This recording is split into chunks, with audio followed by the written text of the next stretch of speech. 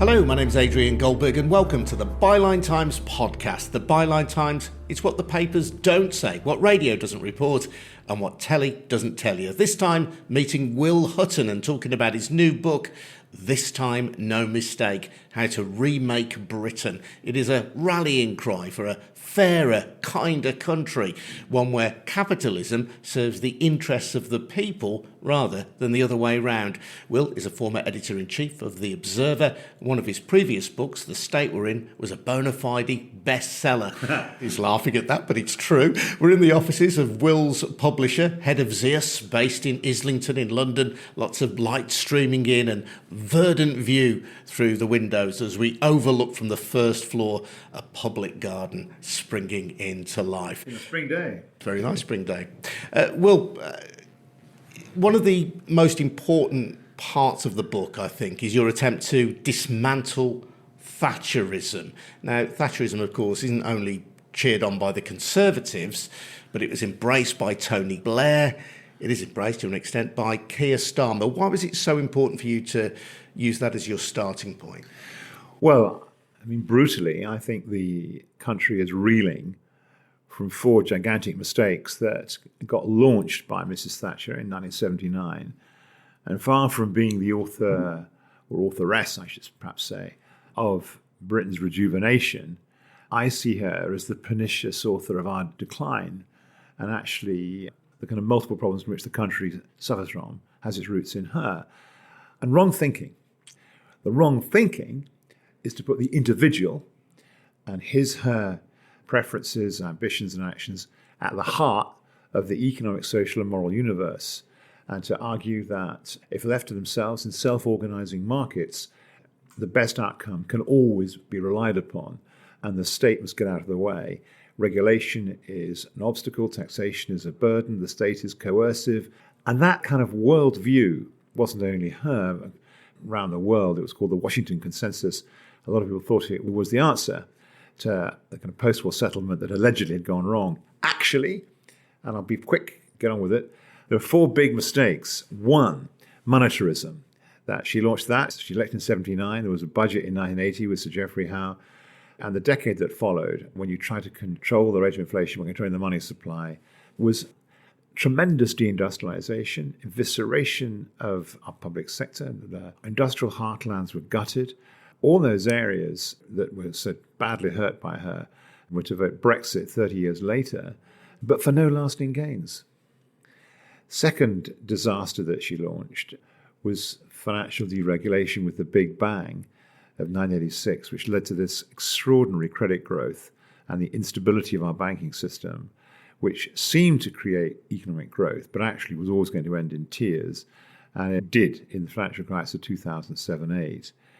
Three, George Osborne and David Cameron get elected in 2010, and with the same mindset as Mrs. Thatcher, set about trying to shrink the state in the kind of wake of the financial crisis and launch austerity with all the results that kind of on public services, but with no economic gains whatsoever. I mean, it wasn't as if the country responded to cutting the budget deficit in the way they kind of went about it to lead to a private sector investment boom. Far from it.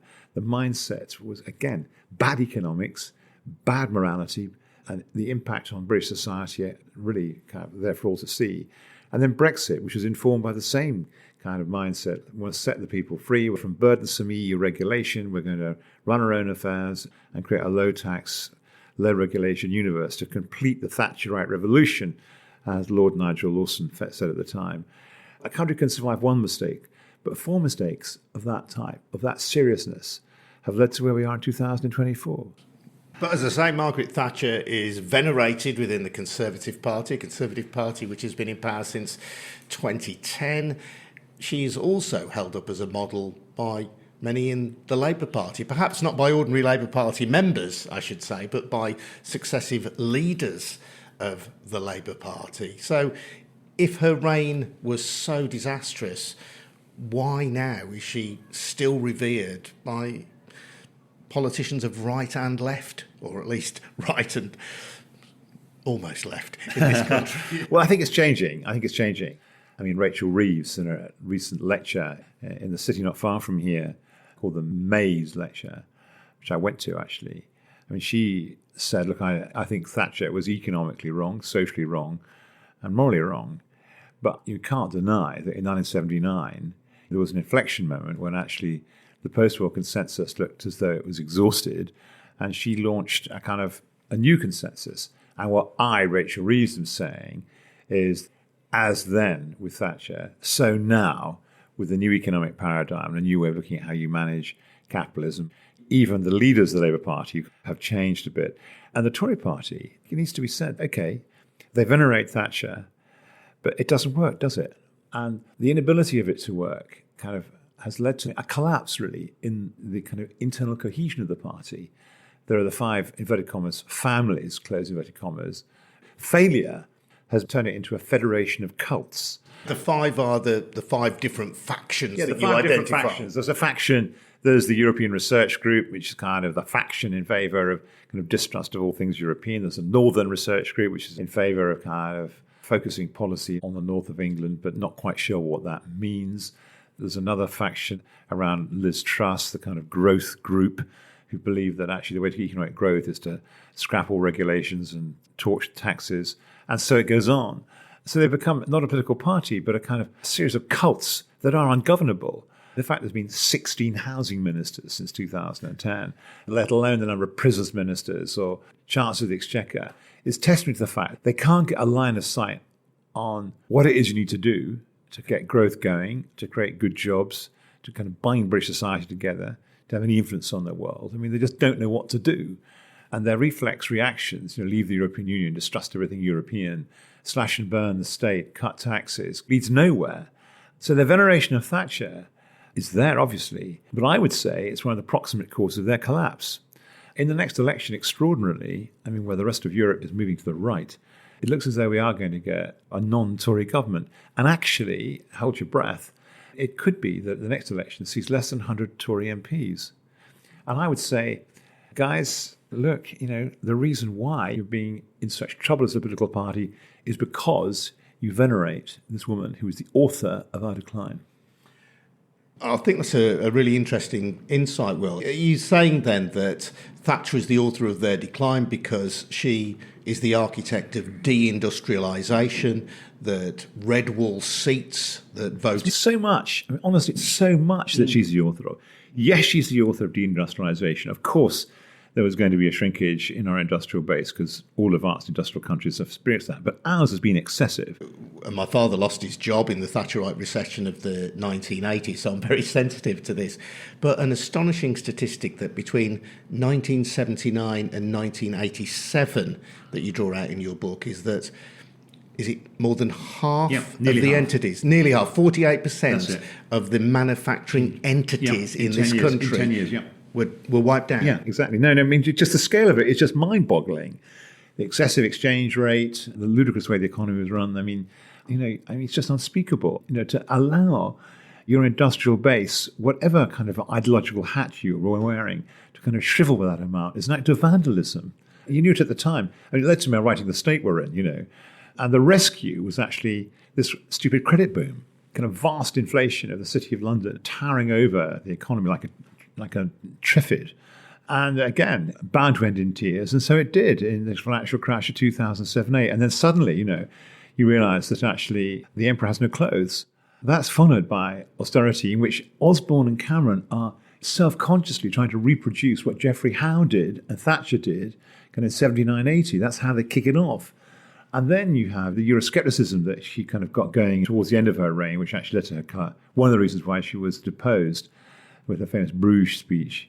And, leaving the European Union, which I understand why so many parts of the country that had been hurt so badly by what had happened in the preceding 30 years kind of voted for change to take back control. But the irony was they were voting for the same bunch of people and the same policy mix that had brought them so low.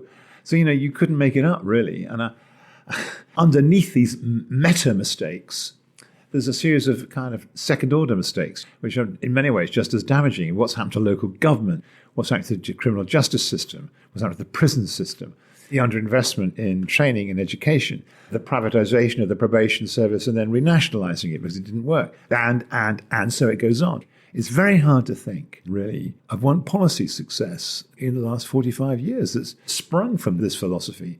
I mean, the only thing I can think of is kind of stakeholder pensions, but that wasn't really part of this philosophy. It was done by the outgoing New Labour government. And one or two other things that New Labour did, Sure Start centres and kind of really putting some money behind public services, that worked. But in the main, we've been misgoverned around a kind of misunderstanding of how you get capitalism to work and its interdependence with a strong society for 45 years.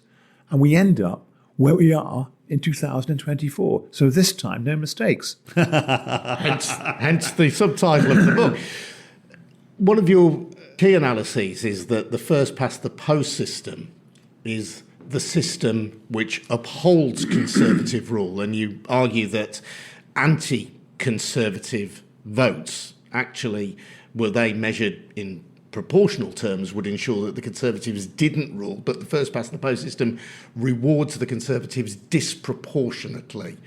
It has done. It's not going to in the next election, I think, but it has done ever since the last decades of the 19th century, in which this was well understood by both the Conservative leadership at the time and also some people on the Labour and Liberal parties that are kind of a first past the post system rewards a party that can stick together and penalises a party that, or a kind of body of opinion that's split.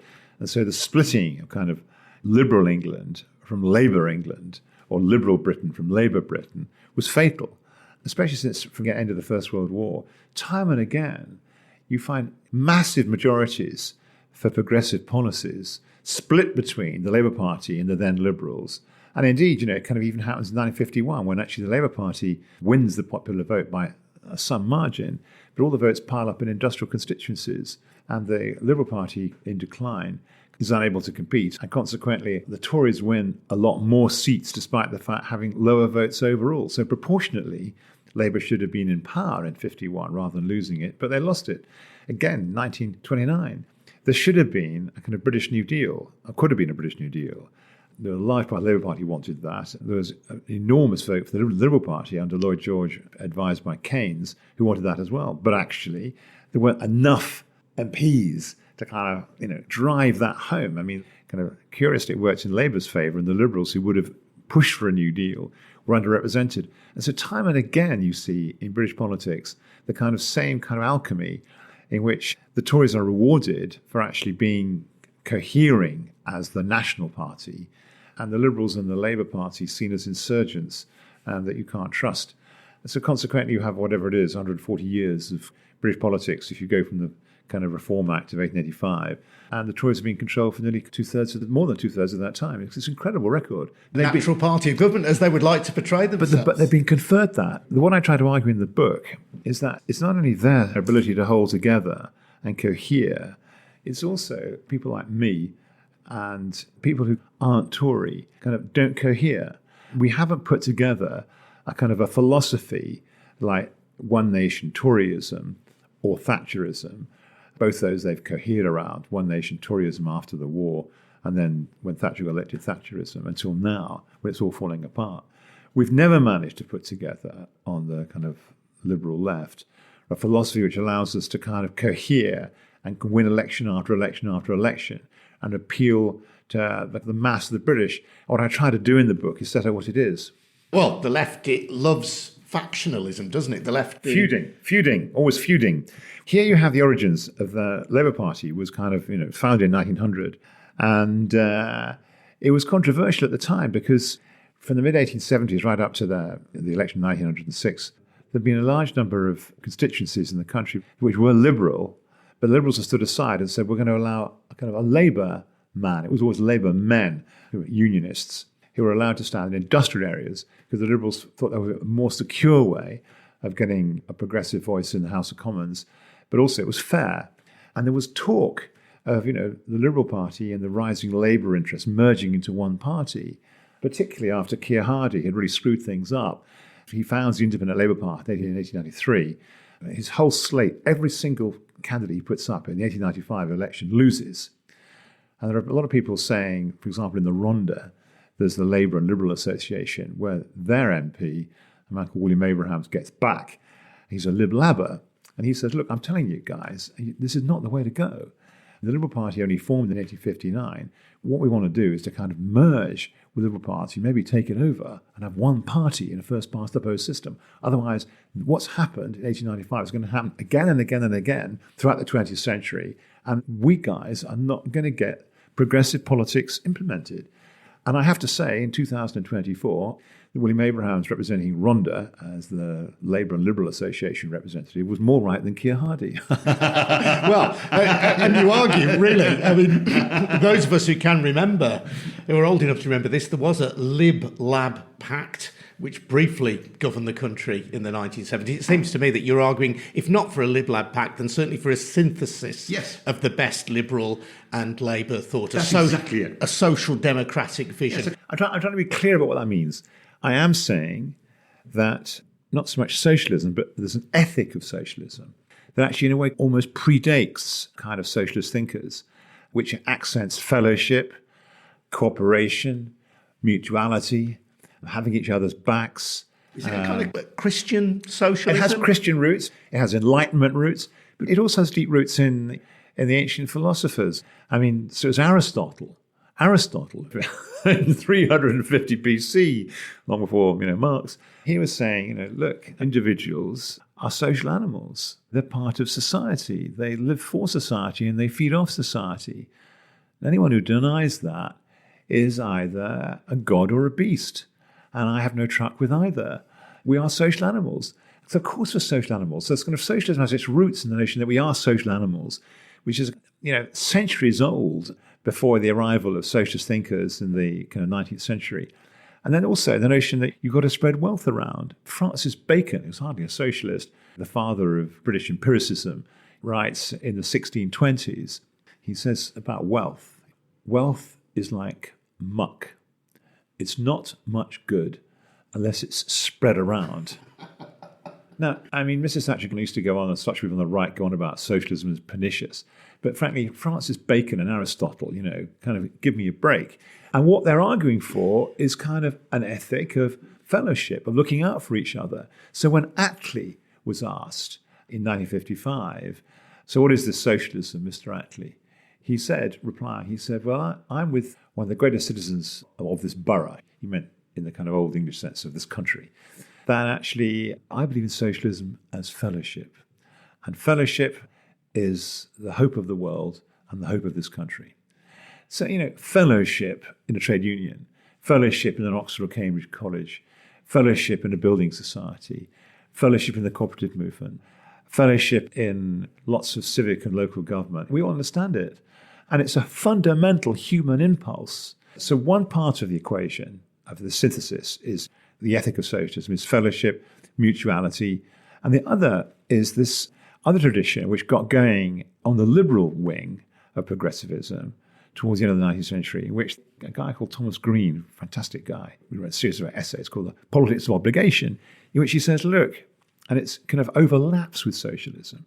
He says, look, individualism of the type that kind of the great liberal, classic liberal thinkers kind of were advocating is kind of a mad view of the way human beings actually are.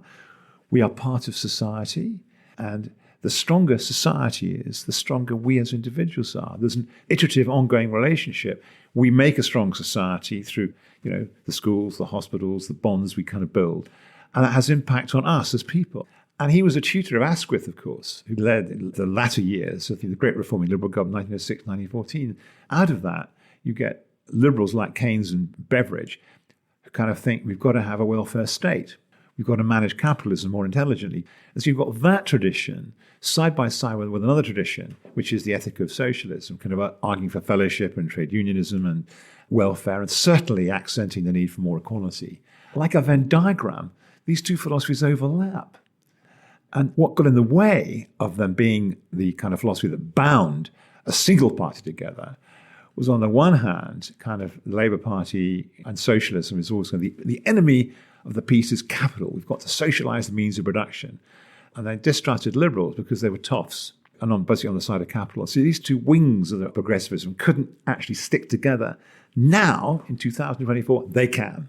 And we should. I was going to say, you would argue they must. So let me talk about what this would look like, because you reference the statements that great governments make. So the Attlee government of 1945 creates the welfare state, creates the NHS. You talk about the Liberal government between 1906 and 1914, yeah. with which I suspect most listeners will be less familiar. I can't imagine that. Tell me a bit more about that. The 1906-1914 government was I think it's difficult to kind of, from this vantage point, get to grips with what it was like in the first decades of the 20th century. I mean, life expectancy was, you were lucky to live beyond the age of 55. The conditions in our slums was actually cholera, typhoid, unsanitary. I mean, one example, 14,000 men in Manchester volunteered to fight in the Boer War, and the army can only send a tenth of them to South Africa because they're not strong enough to carry a kit bag and a rifle. And there were real worries in the 1418 war that actually British soldiers were just shorter than German soldiers, just unable to fight for so long or so aggressively as the Germans because they were just weaker, physically weaker, because they'd been undernourished and badly fed.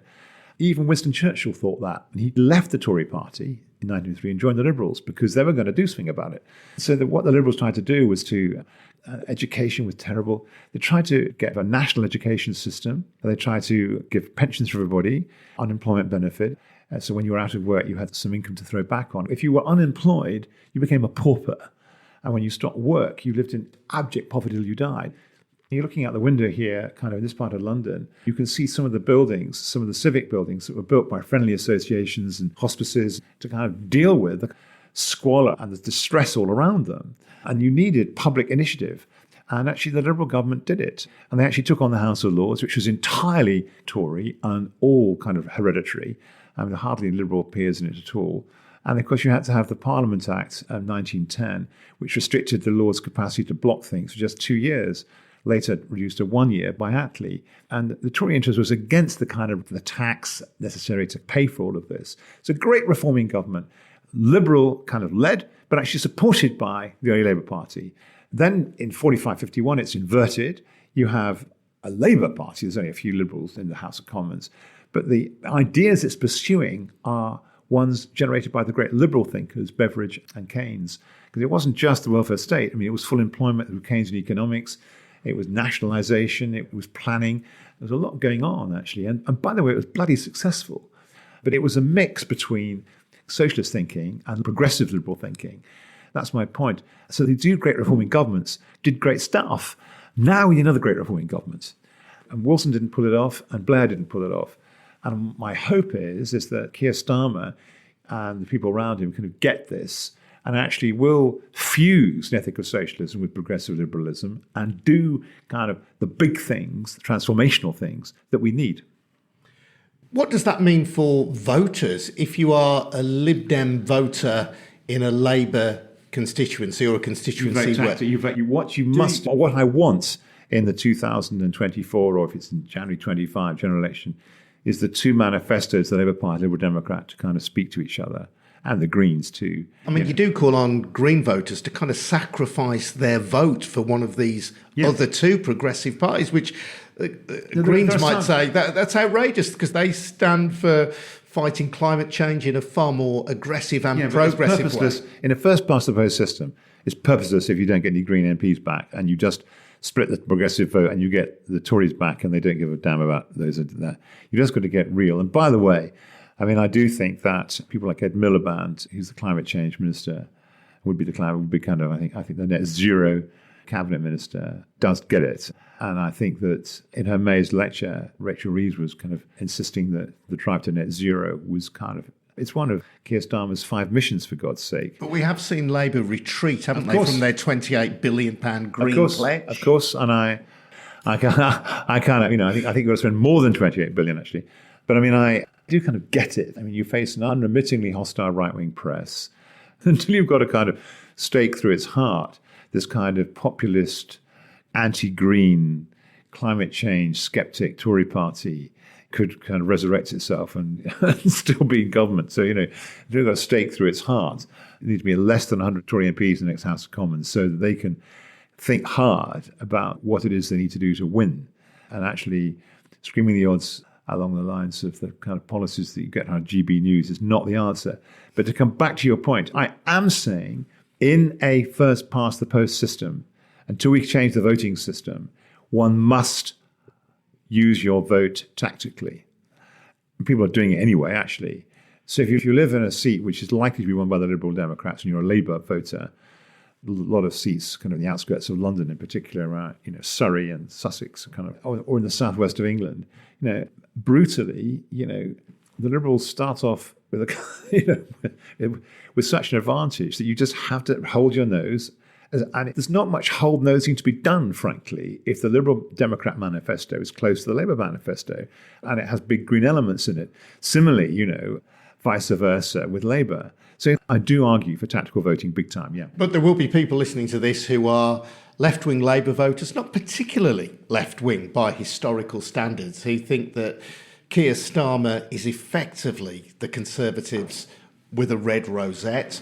There will be Green voters who will be thinking, well, why should I give my vote to the Lib Dems or to Labour? It's the system needs to change to accommodate me rather than me accommodating to change the system. Because if I vote, let's say, as a, for example, left-wing Labour voter or as a Lib Dem for Keir Starmer's Labour Party, I won't actually be voting for change at all.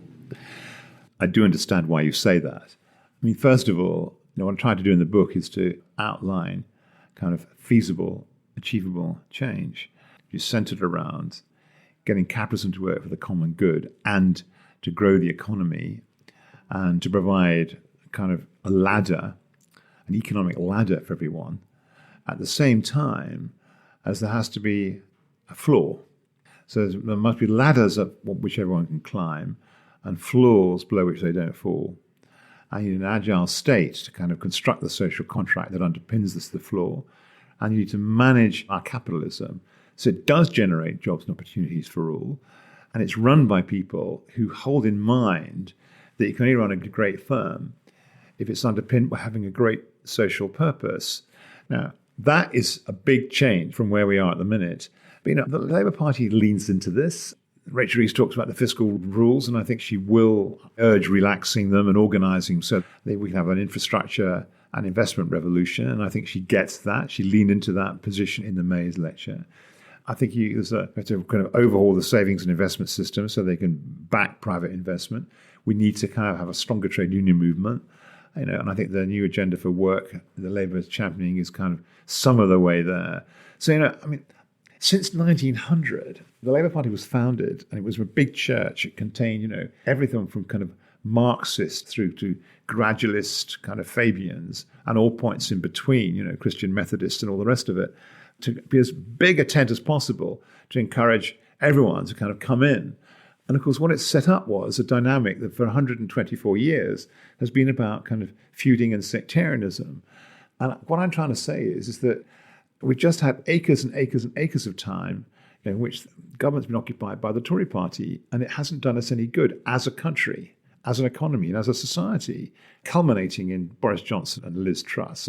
Two disgraces, actually, as Prime Ministers, disgraces. There have been Tories, and I talk a little bit about Harold Macmillan, and we might come back to him as a man who came out of the 30s and really kind of got it in a way that some Tories did, actually, before they got the Thatcherite virus. Let's actually recognise what's good about the ethic of socialism. Let's take the best of progressive liberalism. Let's fuse them into a synthesis. Let's actually create institutions and the policies that get capitalism to work for the common good. And let's construct a social contract that stretches from housing, through education, through health, through the criminal justice system, so that everybody has both a floor below which they can't fall and the opportunity to make the best of themselves and live lives they have reason to value. That, I think, speaks to the majority of the British. That's my conceit. You look at attitude surveys and value surveys, that's where most people are at. They kind of get it. And that's what the book's about. And I'm saying, let's do it. This time, no mistakes. I spoke recently for this podcast to Grace Blakely about her new book called Vulture Capitalism. She is a Marxist, and she talks about the key division in society being between those who own the means of production, the bosses, and those who labour for them, the workers. And she described a situation in which modern democratic politics works to protect the interests of capital against the workers. I don't think she believes those two things can be reconciled. You plainly do. You think that capitalism can be made to work for the people. Yeah, I do. First of all, I think Grace and her views are part of the coalition, and I respect that position. What it does is it's grit in the oyster. In that sense, have a lot of time for them. But, there was a general strike in 1926, which the red flag got sung. Communism looked like the future. Russia was doing well. And you had the famous mutiny in Invergordon in 1931, when the sailors on the kind of capital ship of the British Atlantic Fleet came out on strike and sang the red flag. But there wasn't a socialist revolution.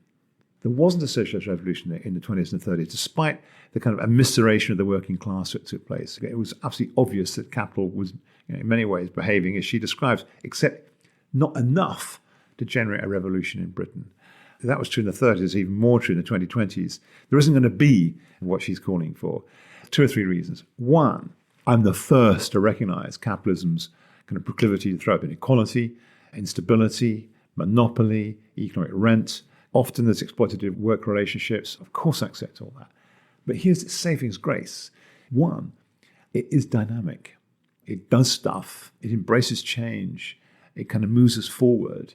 And when you go around a company that's inspirationally led, that's at the frontier of technology and innovating, and actually has a dialogue with both its shareholders and its employees about kind of sharing a shared purpose, it's rather inspiring, actually. I want more of it. And I think it's a very, very good thing when you see it. And also, here's the point. Most of the capital that's supplied to support enterprise in the third decade isn't private capital. It's us as individuals through our collective savings, our pension schemes, our insurance schemes. They're the people who own British business. It isn't a man with a top hat, with a big bag over his shoulder with swag at the back. It just isn't.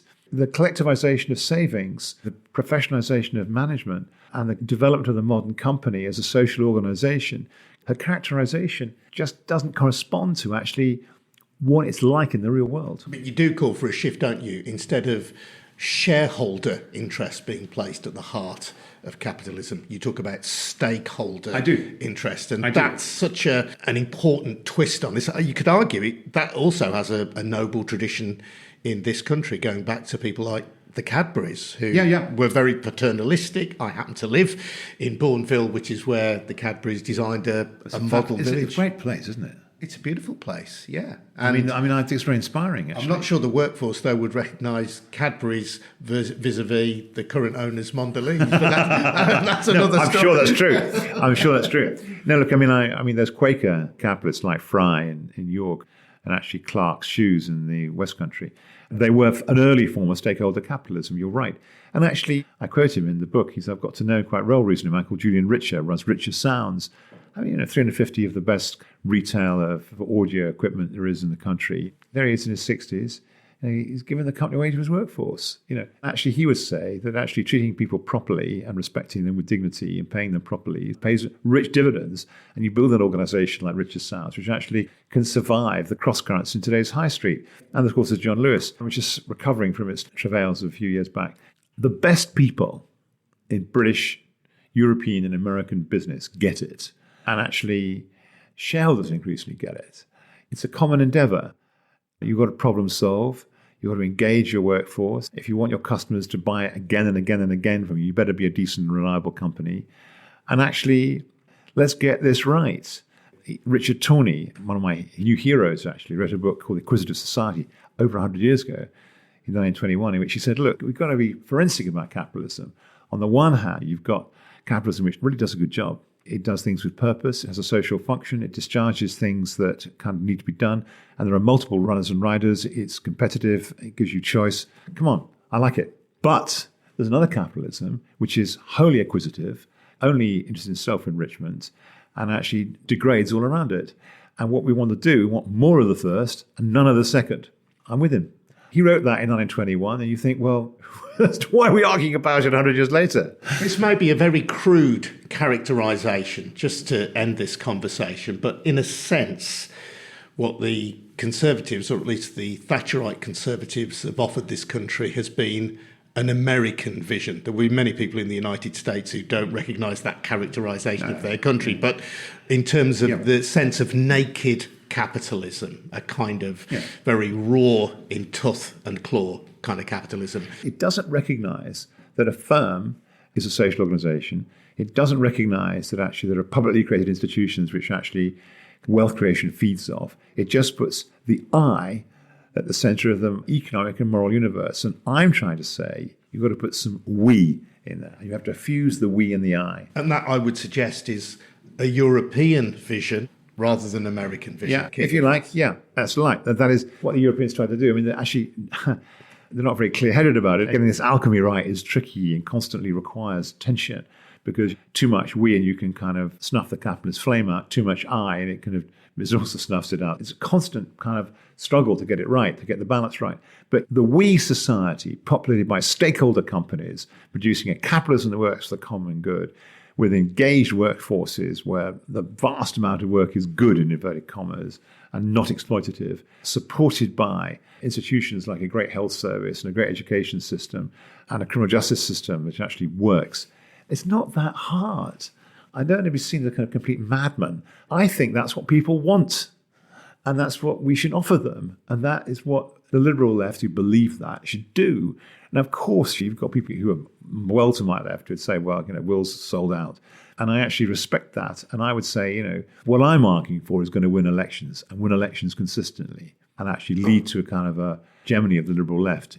It's not going to give you everything you want. It's going to be a damn sight better for most people than what we're currently living through. Searching for this utopian kind of nirvana, which actually you've been trying to do for over 125 years, and got nowhere. And I mean, come on, can we not this time not make the same mistakes? Can we not go for it? It's part manifesto, it is part bracing history lesson, I would suggest. It is a book that is well worth reading. This time, no mistake, How to Remake Britain. Mistakes. This time, no... There's an S at the end there. I made a mistake. This time, no mistakes. How to Remake Britain by Will Hutton. This has been a We Bring audio production by me, Adrian Goldberg, making the mistakes, and Harvey White in Birmingham. Funded, I should say, by your subscriptions to the Byline Times, our brilliant monthly newspaper. If you buy the paper, you not only get the best of our online offerings, you also get to read exclusive content as well. So do check out our newspaper at the Byline Times. Take out a subscription at bylinetimes.com and you'll help support this podcast too. My thanks to Will. We'll see you again very soon. Cheers now. Bye-bye. Thank you. I enjoyed it. Very good fun. Thank you.